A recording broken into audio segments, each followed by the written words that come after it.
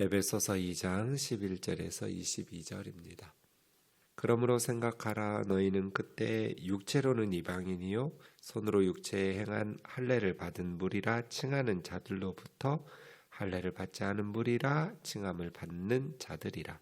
그때 너희는 그리스도 밖에 있었고 이스라엘 나라 밖에 사람이라. 약속의 언약들에 대하여는 외인이요 세상에서 소망이 없고 하나님도 없는 자이더니 이제는 전에 멀리 있던 너희가 그리스도 예수 안에서 그리스도의 피로 가까워졌느니라. 그는 우리의 화평이신지라. 둘로 하나를 만드사 원수된 것 곧 중간에 막힌 담을 자기 육체로 하시고 법 조문으로 된 계명의 율법을 폐하셨으니 이는 이 둘로 자기 안에서 한 새 사람을 지어 화평하게 하시고 또 십자가로 이 둘을 한 몸으로 하나님과 화목하게 하려 하심이라.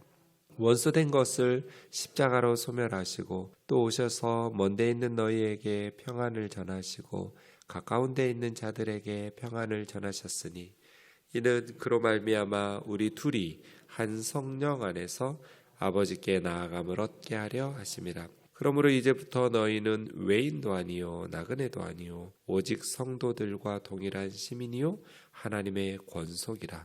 너희는 사도들과 선지자들의 터 위에 세우심을 입은 자라. 그리스도 예수께서 친히 모퉁이 돌이 되셨느니라. 그 안에서 건물마다 서로 연결하여 주 안에서 성전이 되어가고 너희도 성령 안에서 하나님이 거하실 처소가 되기 위하여 그리스도 예수 안에서 함께 지어져 가느니라. 아멘. 어제 우리가 에베소서 2장이 에베소서의 핵심입니다. 에베소서는 다른 바울 서신과 좀 달라서 에베소 교회의 구체적인 문제에 대한 권면을 주거나 개인적인 성도들에게 문안하는 내용이 없습니다. 또 중요한 고대 사본들 중에 1장 1절에 엔 에페소, 에베소 안에 있는 이라는 에베소서라고 이 편지가 보내진 에베소 교회에 처음 보내진 편지라는 유일한 근거 구절인 1장 1절에 에베소에 있는 엔 에페소라는 두 단어가 빠진 사본들이 많습니다. 원래는 있었겠죠. 에베소에 처음 보낸 편지가 확실해요. 그런데 왜 필사하면서 엔 에페소라는 두 단어를 빼고 필사자들이 필사했을까? 많은 고대 사본들이. 에베소서의 내용이 굳이 에베소 교회 또 에베소라는 도시를 특정하지 않아도 될 내용이었기 때문이었을 거예요. 다른 서신들 같으면 이런 문제들을 이렇게 다루고 있었던 교회가 어느 교회였어? 고린도야? 빌립보야? 골로새 교회야? 이런 식으로 뭔가 필요한 정보였을지 모르겠지만 에베소서의 편지 내용은 특정 교회를 상정하고 쓴 편지가 아니에요. 그래서 엔 에페소라는 말이 없어도 전혀 성경을 읽고 해석하는데 어려움이 없습니다. 그만큼 에베소서는 사도 바울이 사역을 마무리하면서 로마 감옥에서 옥중서신이에요. 로마 감옥에서 자신의 지난 이방인의 사도로서 30여 년 이상의 사역을 통해서 그리스도께서 무엇을 행하셨지? 또 하나님께서 예수 그리스도를 보내셔서 이 땅 가운데 어떤 일들을 이루셨지? 하나님의 구원의 경륜, 하나님의 뜻 이러한 것들을 묵상하면서 쓴 편지예요. 에베소 교회의 구체적인 문제들을 시정하고 바로잡기 위해서 쓴 편지가 아니에요. 그래서 하나님께서 그리스도를 보내셔서 무엇을 행하기를 원하셨는가? 예전에는 감추어져 있었죠. 이제 예수님이 오심으로써 밝히 드러났어요. 하나님이 뭘 하려고 하셨는지. 이러한 것들은 사실은 교회론과 기독론. 교회는 어떤 공동체인가? 또 우리는 어떻게 해서 구원을 받는가? 구원론. 또 그리스도 메시아는 어떤 분인가? 기독론. 이러한 것들을 가르쳐주는 아주 중요하고 심오한 성경 에베소인데 그중에 가장 핵심적인 것이 2장이라고 말했습니다. 이 세상이 천지창조 이후에 하나님 앞에서 보여준 모습, 사람들이 하나님에게 보여준 모습은 정말 실망스럽죠. 이 세계가 전쟁이 없던 해가 한 해라도 있었을까? 계속해서 천지창조 이후에 인간들은 하나님 앞에서 너무나 송구하고 부끄러운, 왜 그럴까요? 왜 이렇게 끊임없이 사람들은 서로를 죽일까요? 무엇을 위해서 전쟁을 할까요? 뭔가 상대방이 가진 것을 빼앗기 위해서? 근데 다 상대방을 죽여놓고 빼앗아서 뭐 할까요? 단 한 해도 전쟁이 없었던 해가 없어요. 그런데 기술과 과학과 지식들이 더 계속 증가하니까 이제 인간들이 당하는 전쟁의 폐해랄까 할까요? 그게 더 커지죠. 기술은 발전하는데 뭔가 전쟁의 근원이 되는 사람들, 그들의 생각과 마음은 변하지 않으니 더 큰 고통 속으로 인간들은 스스로를 죽이고 아프게 하는, 지금 세계에 있는 원자폭탄, 수소폭탄 이런 것들 전 지구를 수십 차례 다 망가뜨리고도 남을 만큼의 양이 각국이 가지고 있죠. 원자폭탄이라는 것이 북한도 핵무기를 만들고 있지만 그렇게 어려운 기술도 아니어서 우리나라도 만들려면 언제든지 만들 수 있거든요.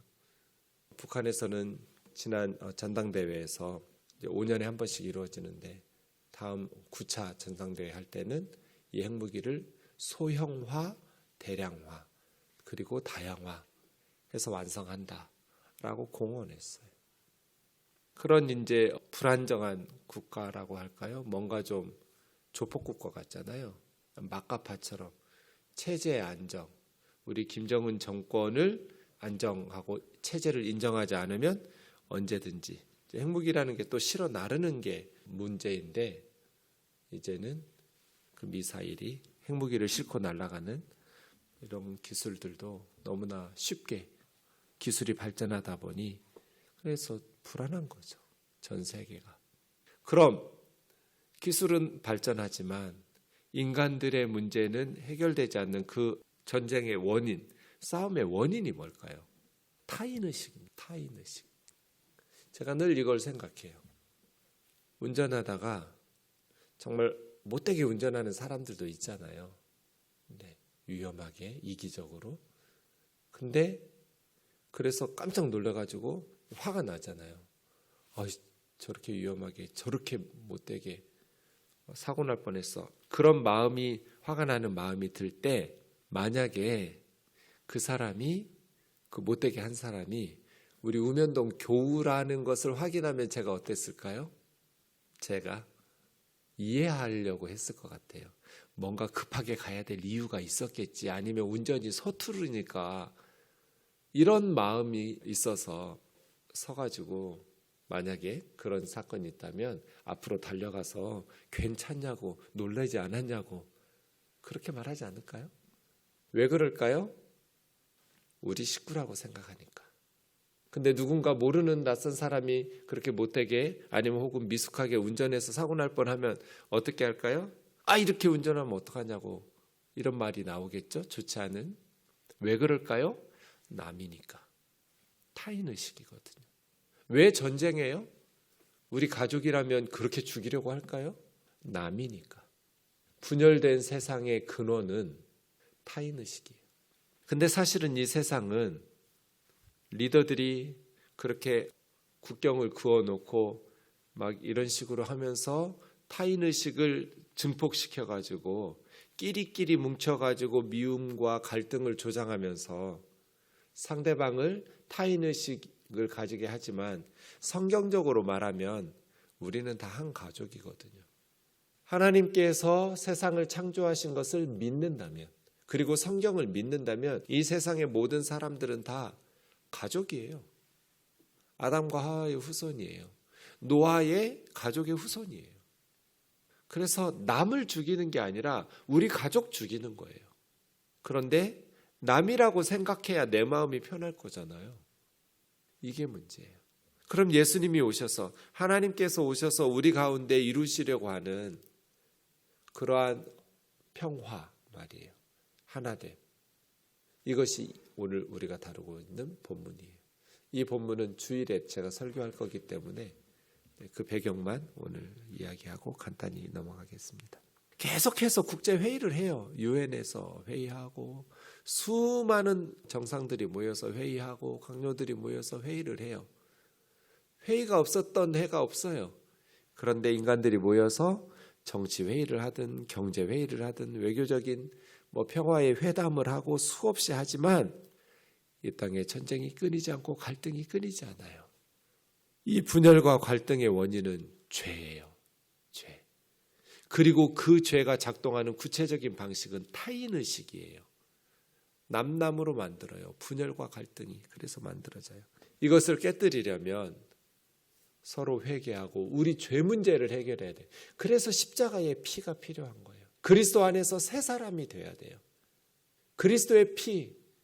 그래서 바벨탑 쌓듯이 우리 흩어지지 말자, 하늘 꼭대기까지 닿는 탑을 쌓고 우리의 이름을 내고, 이런 하나됨의 방식으로는 하나 될 수가 없어요. 하늘에서 하나님께서 예수 그리스도를 보내주시고 예수 그리스도의 피로 우리의 죄를 씻어주시고 우리의 죄를 깨닫고 회개하고 고백하고 그렇게 그리스도 안에서 새 사람이 될 때, 예수 그리스도의 피가 뿌려질 때 예수 그리스도 안에서 하나가 되는 거예요. 그래서 유엔이 진짜 세계 평화를 위한 기구가 되려면 예수 그리스도의 성령 안에서 분열시키고 갈등을 증폭시키는 사탄의 역사가 아니라 하나 되게 하시고 둘이 막힌 담을 허물어지게 하시는 그리스도의 피, 그리스도의 영 안에서 새 사람이 돼야 돼요. 그때 우리는 진정한 평화가 와요. 그래서 유엔의 강요들이, 대표들이 모여서 예수 그리스도를 바라보고 예수 그리스도의 피, 예수 그리스도의 십자가의 은혜와 예수 그리스도의 영, 성령 안에서 하나님의 은혜와 긍휼을 구하며 기도할 때, 그때 비로소 이 땅에 평화가 오게 되는 것이죠. 유엔이 모여서 서로 예수님의 은혜로 자신들의 죄를 고백하면 무슨 일이 일어날까요? 우리나라가 너희를 공격했고 우리가 너희를 우리 국가적인 이기주의를 위해서 침략했고 착취했고 이러한 죄악들을 고백할 때 그때 비로소 평화와 하나됨이 되겠죠. 자신들의 죄 고백이 없이 자신들의 그 욕심과 이익과 국가적 탐욕 없이 그걸 그대로 간직한 채 백날 회의해봐야 이 땅에 무슨 평화가 오겠어요. 그래서예요. 우리가 그리스도 안에서 우리의 죄를 고백하고 하나님의 용서를 구하고 회개할 때, 새 사람이 될 때 개인이든 공동체든 진정한 평화가 온다. 하늘 위에서 내려오는 거예요. 진정한 평화. 그러므로 생각하라. 그때 너희는 육체로는 이방인이요 손으로 육체 할례받은 무리라 칭하는 유대인들에게 할례받지 않은 무할례당이라고 일컬음 받는 자들. 분열이죠. 유대인들은 자신들이 할례받았다라는 이 엄청난 선민의식을 가지고 할례받지 않은 이방인들을 분열시켰어요. 타인의식이에요. 유대인들 할례받은 자들이 볼 때 할례받지 않은 이방인들은 남이에요. 멸시하고 무시하고. 그래서 공공연히 하나님이 이방인들을 왜 만드셨을까? 지옥의 땔감이 필요해서. 이렇게 가르쳤어요. 예나 지금이나 유대인들은. 그게 선민의식이에요. 그때 너희는 그리스도 밖에 있었고 메시아에 대해서 알지도 못했었죠. 이스라엘 나라의 밖에 사람이었고 하나님의 백성이 아니었어요. 이스라엘이라는 나라하고는 관심도 없던 그런 나라였죠. 영적으로 보면 이건 엄청난 하나님의 약속의 언약에 대해서 외인이고 세상에는 소망이 없고, 소망이 있었죠. 근데 다 가짜 소망만 있었죠. 하나님의 없는 소망. 그 이방인들 참 소망이 없었어요. 기껏 해봐야 좋은 집, 좋은 차, 명예, 돈, 이런 거짓 소망들밖에 없었어요. 하나님이 주신 참 소망은 없었고 하나님도 없는 자이더니 신들은 잔뜩 있었어요. 나라마다 우상들로 가득했어요. 지금 일본처럼 수만 개의 신들이 있었지만 참된 하나님은 없었어요. 그 이방인의 삶이었죠. 이제는 전에 멀리 있던 너희가, 하나님과 멀리 있었던 너희가 그리스도의 피로 가까워졌느니라. 이제는 가까워지다 못해서 하나님의 안에, 너희 안에 계시죠. 성령으로. 그래서 시간적으로는 전에는, 지금은, 공간적으로 멀리 있던 너희가 가까워졌느니라. 이렇게 얘기했어요. 예수 그리스도께서 오셔서 유대인과 이방인이 하나가 됐어요. 할례 받은 자와 무할례자가 하나가 되었어요. 그리스도의 피로 가까워졌어요. 이게 평화예요. 이게 평화. 제가 1999년도에 우즈베키스탄에 처음 갔어요. 단기 선교. 그때는 99년도에 고르바초프 이후에 막 이렇게 소련이 해체된 직후 몇 년 되지 않은 때잖아요. 그러니까 우즈베키스탄 하면 저는 소련이었던 나라가 이렇게 분리독립한 소련이었다라는 의식, 공산주의라는 그런. 그때 우리나라에 무슨 일이 있었어요? 사할린에서 대한항공을 소련의 미사일로 격추시켜가지고 그 비행기에, 미국에서 한국으로 오고 있던 비행기에 탄 수백 명의 우리 국민들이 소련의 미사일에 다 죽었어요. 소련 하면 원수죠. 그 나라에 예수님의 복음 전하러 간다는 거예요. 제 마음이 굉장히 염려가 되었어요. 그 아이들에게 내 마음이 들키지 않을까? 내가 사랑으로 복음을 전하기보다는 그 미움과 원망, 그동안 내가 가지고 있었던 분노, 이러한 어떤 불편한 마음들로 그 어린아이들에게 설교하면 이게 제대로 성령님께서 역사하실 수 없을 것 같은 염려가 있었어요. 근데 공항에 내리자마자 내가 쓸데없는 염려를 했다는 걸 깨닫게 됐어요. 딱 타슈켄트 공항에 내렸는데 그 처음 보는 우리 자매 형제들이 환영하러 이렇게 청년들이 여러 명이 나왔어요. 그 청년들을 보는 순간 처음 보는 사람들이에요. 저도 놀랄 만큼 제 마음속에서 사랑이 솟아났어요. 그리스도의 영으로 하나 되는 것, 그리스도의 피로 하나 되는 게 이런 거구나. 인간들끼리 모여서 회의하고 뭐하고 이게 안 되는구나. 예수님 안에 있을 때 우리는 진정한 평화, 진정한 하나됨을 이룰 수 있구나. 국적과 상관없이, 할례를 받았는지 안 받았는지 상관없이. 그래서 14절, 그리스도는 우리의 평화, 그는 우리의 화평이신지라. 예수님이 진정한 세상의 평화예요. 왜냐하면 예수님 안에 있으면 둘이 하나가 되거든요. 유대인도 없고 이방인도 없고 남녀, 세대, 이념.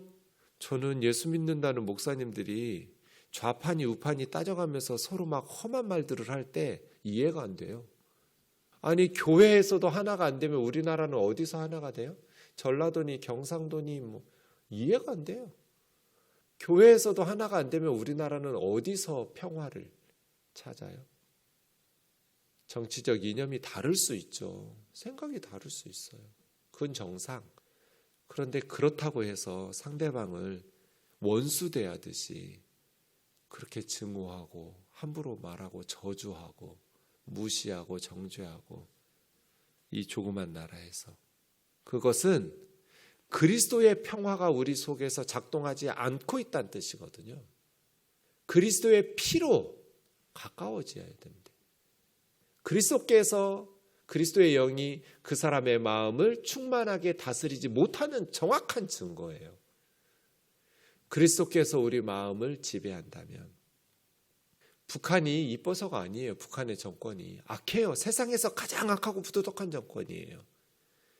하지만 그렇기 때문에 우리는 슬퍼하고 기도하는 거죠. 김정은 한 사람이 변화되면 2,500만 우리 국민이 천국 갈 수 있잖아요. 한 사람이 변화되고 예수 믿으면 거기는 복음화되기가 아주 쉬워요. 악하니까 미워하고 증오하고 이게 아니고 악하니까 더 슬퍼하고 기도하고 변화되기를, 하나님의 긍휼을 베풀어 주시기를 구해야 되는 거잖아요. 악하니까 악하다고 막 욕하면 북한에 있는 강성 그 공산당원들은 그 남한에 악하게 쏟아낸 말들을 빌미로 해서 더 악하게, 그래서 이 한반도를 전쟁으로 몰아가고 분열과 갈등과 미움과 증오를 증폭시킬 거잖아요. 그럼 외국인 투자자들 다 떠날 것이고 전쟁의 위험이 높아질수록 우리 경제는 어려움을 겪고 서민들의 어려움들은 더 증폭되겠죠. 그런데 그 분열과 갈등을 계속해서 교회에서 목회자들이 증폭시켜요. 이것이 하나님이 원하시는 방법이냐는 거예요. 둘을 하나로 만드는 것. 그래서 저는 통일은 되면 좋겠죠. 근데 뭐 경제적 부흥이나 통일이 목표가 아니에요. 제가 계속해서 통일하려고 하고 한반도 평화 프로세스가 필요하다는 이유는 북녘의 동포들에게 복음을 전해야 되기 때문이에요. 통일 안 돼도 돼요. 그들에게 예수님의 복음만 전할 수 있으면 돼요. 복음만 전해줄 수 있으면. 그런데 북한은 정권이 변하지 않으면, 허락하지 않으면 복음을 전할 수가 없어요. 그 나라는 그렇게 세뇌된 나라예요. 그러니까 기도하는 거예요. 세상에서도 가장 비참하게 살았는데 자유도 없이 가난하고 굶주리면서 어려서부터 세뇌돼가지고 그렇게 불쌍하게 살았는데 예수님의 복음은 듣지도 못하고 지옥에 가는 건 너무나 억울하잖아요. 너무 불쌍하잖아요. 그러려면 어떻게 해야 돼요? 남한에 있는 교회들이 북녘의 동포들을 위해서 기도하고 그들의 마음을 열 수 있도록 사랑으로 나누고, 악한 일을 할 때에도 악하지 않다고 말할 수는 없지만 우리가 긍휼히 여기면서 하나님 앞에서 가슴 치며 기도해야 하잖아요. 그리스도 안에서만 진정한 하나됨이 가능해요. 독일이 통일된 이후에 엄청난 갈등을 겪었어요. 통독 후에 1990년 초에. 그리고 그 갈등은 지금까지도 남아있어요. 겉으로는 통일했어요. 경제적으로 통일됐어요. 동독 사람들의 경제가 많이 올라왔어요. 문제는 마음의 통일이 안 되는 거잖아요. 한반도는 더 심각할 거예요. 독일보다 훨씬 더 성숙하지 못한 사회고 경제적으로나 여러 가지 우리 주변의 국제적인 환경이. 그래서 저는 하나밖에 없다고 보는 거예요. 예수 그리스도께서 우리 마음을 변화시킬 때 진정한 마음의 통일이 이루어지고 불쌍히 여기는 마음이 있었고 김일성이 밑에서 얼마나 고생했냐. 안타까운 마음으로 긍휼히 여기는 마음으로 우리가 그리스도 안에서 성령 안에서만 진정한 하나가 가능하다. 둘이 하나가 되는 것. 중간에 막힌 담을 허물어지는 것. 부부 사이에도 마찬가지고 부모와 자식 사이에도 마찬가지고 직장에서도 마찬가지고 교회에서도 마찬가지고 세상에서도 마찬가지고 하나 되려고 회의하고 토론하고 싸우고가 아니라 예수 그리스도의 피로 우리의 마음을, 그래서 마음이 하나 되도록, 마음이 그렇게 그리스도의 은혜로 채워지면 억울한 일 당한 일방적인 그런 관계일지라도 서로의 죄를 고백하고 용서를 선언하고 사랑을 이야기하고 하나됨을 추구하고 끊임없이 성령의 도우심을 구하고 그리스도의 피로 가까워지면서 막힌 담을 허물어가는 부모 자식 사이에, 부부 사이에, 또 세상에서 교회에서 살아갈 때 하나됨을 추구하려고 한다고 해서 하나 될 수 있는 게 아니다. 회의 백날에도 소용없다. 그것이 지난 역사가 우리에게 가르쳐 준 거잖아요. 진정한 하나됨은 예수 그리스도 안에서. 기도하겠습니다. 사랑하는 하나님, 누구도 저 북녘 땅을 평화롭다고 말하지 않습니다. 그곳에는 정치적인 논쟁도 없고 비난도 없고 일당 독재입니다. 겉으로는 평화로운 것 같지만, 싸움이 없는 것 같지만 그 일당 독재는 진정한 평화가 아닙니다. 예수님 시대의 로마의 평화, 팍스 로마나가 힘없는 나라들 군사력으로 다 정복하고 감히 로마 황제에게 대항하지 못하도록 그러한 평화였습니다. 그건 진정한 평화가 아닙니다. 진정한 평화는 그리스도 안에서 가능합니다. 마음이 변화되기 때문입니다. 사랑으로, 긍휼로, 죄를 고백하면서 용서로 진정한 마음의 하나됨이 진정한 평화입니다.